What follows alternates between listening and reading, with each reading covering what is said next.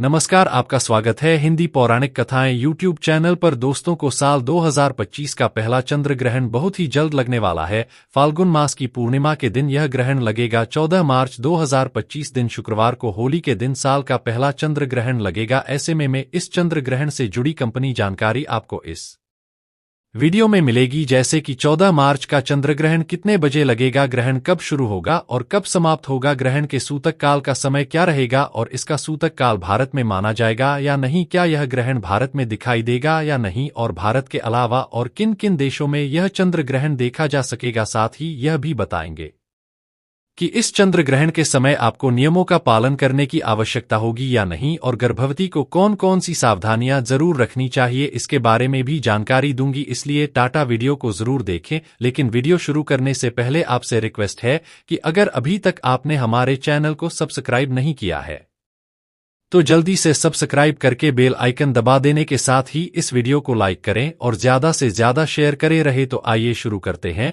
दोस्तों, 14 मार्च को फाल्गुन पूर्णिमा के दिन साल का पहला चंद्र ग्रहण लगेगा और इसी दिन रंग वाली होली का पर्व भी मनाया जाएगा। यह कोई सामान्य चंद्र ग्रहण नहीं होगा।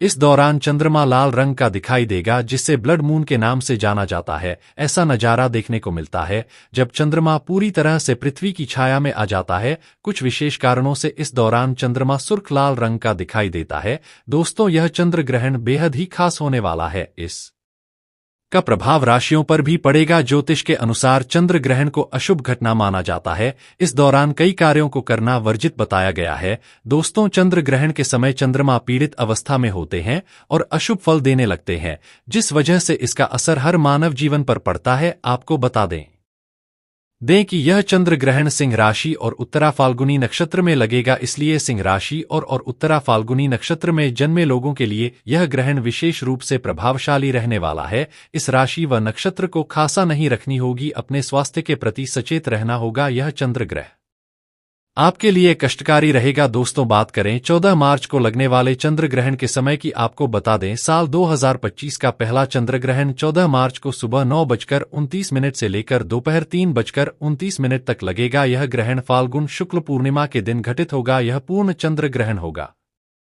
जो मुख्य रूप से ऑस्ट्रेलिया के अधिकांश भाग, यूरोप, अफ्रीका के अधिकांश भाग, उत्तरी और दक्षिणी अमेरिका, प्रशांत अटलांटिक, आर्कटिक महासागर, पूर्वी एशिया और अंटार्कटिका आदि क्षेत्रों में दिखाई देगा। हालांकि 14 मार्च का लगने वाला चंद्र ग्रहण भारत में दिखाई नहीं देगा। यह ग्रहण भारत के किसी भी स्थान से देखा नहीं जा सकेगा, क्योंकि जब चंद्र ग्रहण घटित होगा उस समय भारत में दिन होगा। ऐसे में चंद्र ग्रहण को देखना संभव नहीं होगा, क्योंकि यह चंद्र ग्रहण भारत में दिखाई नहीं दे रहा है।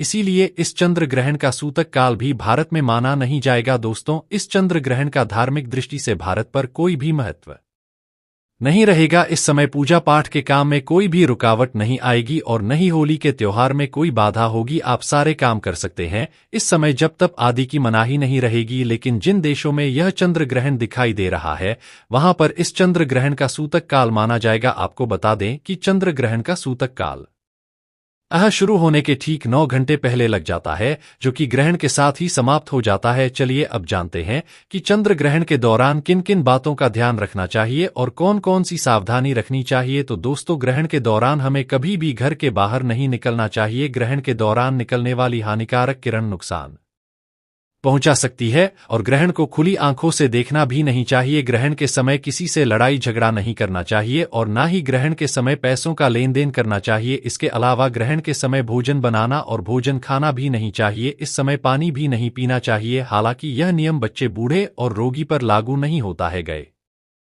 का समय हमेशा से ही एक विशेष महत्व रखता है और इसे धार्मिक दृष्टि से काफी संवेदनशील समय माना जाता है। हमारे धर्म ग्रंथों में ग्रहण के समय कुछ कार्यों को करने की मनाही होती है और इस दौरान कुछ खास बातों का पालन करना अत्यंत आवश्यक बताया गया है। आज हम आपको विस्तार से बताएंगे कि ग्रहण की दौरान किन कार्यों से बचना चाहिए और विशेषकर गर्भवती महिलाओं को ग्रहण के समय क्या करना चाहिए और क्या नहीं करना चाहिए। यह जानकारी आपके लिए अत्यंत लाभकारी सिद्ध हो सकती है, इसलिए इसे ध्यानपूर्वक पढ़ें। सबसे पहले बात करते हैं ग्रहण के समय साधारण व्यक्ति को कौन कौन से कार्य नहीं करने चाहिए। दोस्तों, ग्रहण के समय मांस मदिरा का सेवन करने से बचना चाहिए क्योंकि यह समय आध्यात्मिक और ऊर्जा का होता है। इस समय नकारात्मक ऊर्जा वातावरण में व्याप्त होती है, जिससे मनुष्य के शरीर और मन पर बुरा प्रभाव पड़ सकता है। इसके अलावा ग्रहण के समय जुआ खेलना, बाल खींचना, तेल मालिश करना, ब्रश करना या नाखून काटना भी वर्जित माना गया है। ऐसा माना जाता है कि इन कार्यों से नकारात्मक ऊर्जा व्यक्ति के भीतर प्रवेश कर सकती है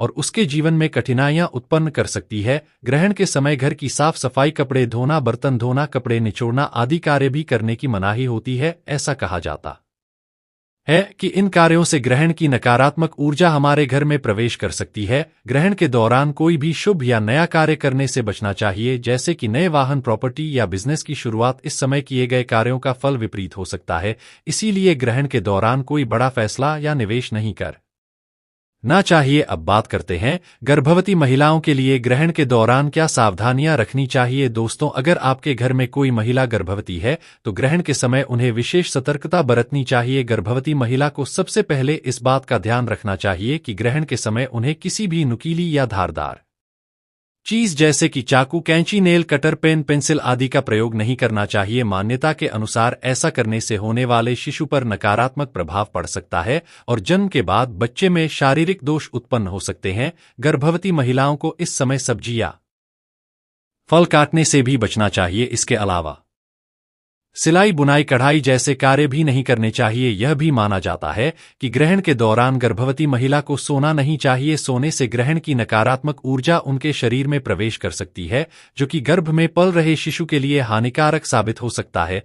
इसी तरह गर्भवती महिला को इस समय सजना, संवरना, बालों में तेल लगाना, नहाना या कोई भारी काम करने से बचना चाहिए। इसके अलावा गर्भवती महिला को ग्रहण के समय एक्सरसाइज, योग या किसी भी तरह की शारीरिक मेहनत करने से बचना चाहिए। ऐसा करने से उनके स्वास्थ्य पर नकारात्मक प्रभाव पड़ सकता है और यह गर्भस्थ शिशु के लिए भी हानिकारक हो सकता। ग्रहण के दौरान गर्भवती महिलाओं के लिए सबसे उचित यह होगा कि वे भगवान का ध्यान करे रहे मंत्रों का जाप करें या किसी धार्मिक पुस्तक का पाठ करें। अगर आप चाहें तो इस दौरान संतान गोपाल मंत्र, महामृत्युंजय मंत्र, दुर्गा सप्तशती, सुंदरकांड या गीता का पाठ कर सकती है। ऐसा करने से गर्भस्थ शिशु पर ग्रहण का नकारात्मक प्रभाव नहीं पड़ता है और शिशु का मानसिक एवं शारीरिक विकास सही तरीके से होता है। अब बात करते हैं कि गर्भवती महिलाओं को ग्रहण के दुष्प्रभाव से बचने के लिए कौन कौन से उपाय करने चाहिए। दोस्तों, सबसे पहले गर्भवती महिलाओं को ग्रहण शुरू होने से पहले अपने गले में तुलसी की माला धारण कर लेनी चाहिए। यह माला नकारात्मक ऊर्जा को शरीर से दूर रखती है और ग्रहण के प्रभाव से बचाती है। जैसे ही ग्रहण समाप्त हो, उस तुलसी माला को किसी बहते हुए जल जैसे नदी या तालाब में प्रवाहित कर दें। इससे ग्रहण का दुष्प्रभाव समाप्त हो जाता है। इसके अलावा गर्भवती महिला को ग्रहण शुरू होने से पहले अपने पेट पर गेरू या लाल चंदन का लेप कर लेना चाहिए। यह उपाय शिशु को नकारात्मक ऊर्जा से बचाता है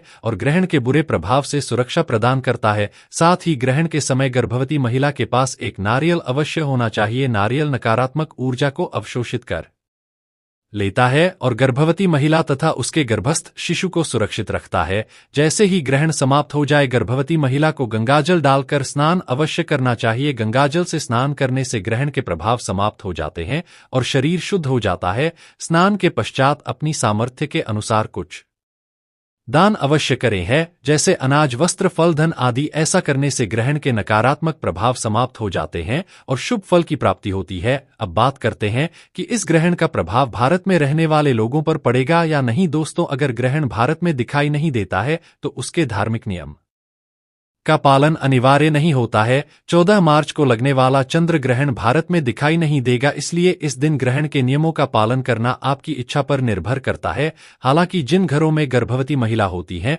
उन्हें विशेष सतर्कता बरतनी चाहिए और ग्रहण के नियमों का पालन अवश्य करना चाहिए ताकि गर्भस्थ शिशु सुरक्षित रह सके। के अंत में एक महत्वपूर्ण बात यह है कि ग्रहण के समय भगवान का नाम स्मरण और मंत्र जाप अवश्य करना चाहिए। चाहे ग्रहण भारत में दिखाई दे या न दे, ईश्वर का स्मरण हमेशा शुभ फलदायी होता है। विशेषकर गर्भवती महिलाओं के लिए यह समय अत्यंत संवेदनशील होता है, इसलिए का ध्यान करना, भक्ति करना और सकारात्मक ऊर्जा को ग्रहण करना अत्यंत आवश्यक है। अगर आपको यह जानकारी उपयोगी लगी हो तो कमेंट बॉक्स में जय माता दी अवश्य लिखें और यदि आपका कोई सवाल हो तो उसे भी कमेंट बॉक्स में जरूर पूछें। इस जानकारी को अपने दोस्तों और परिवार के साथ साझा करें ताकि कि अधिक से अधिक लोग ग्रहण के समय सतर्कता बरत सकें और नकारात्मक प्रभाव से बच सकें। धन्यवाद।